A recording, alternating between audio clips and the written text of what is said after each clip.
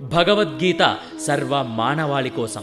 తృతీయోధ్యాయః మయి సర్వాణి కర్మాణి సన్యస్యాధ్యాత్మచేతసా నిరాశీర్నిర్మమో భూత్వా యుధ్యస్వ విగతజ్వరః. అన్ని కార్యములను నాకు అర్పితముగా చేసి పరమేశ్వరుడైన నాయందే నిరంతరం నీ ధ్యాస ఉంచుము. ఆశ స్వార్థ చింతన విడిచి మరియు మానసిక శోకము వీడిన వాడివై యుద్ధం చేయుము.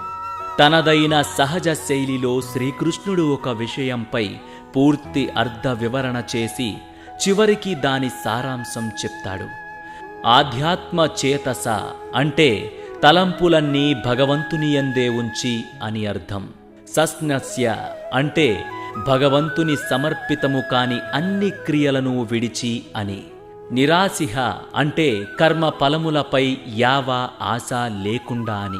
అన్ని పనులను ఈశ్వర అర్పితముగా చేయటము అంటే నాదన్న భావన విడిచి స్వలాభం కోసం కోరికలను, దురాశను, శోకాన్ని త్యజించాలి.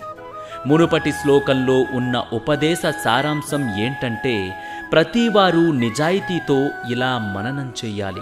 నా ఆత్మ ఆ శ్రీకృష్ణ పరమాత్మ యొక్క అణు అంశ.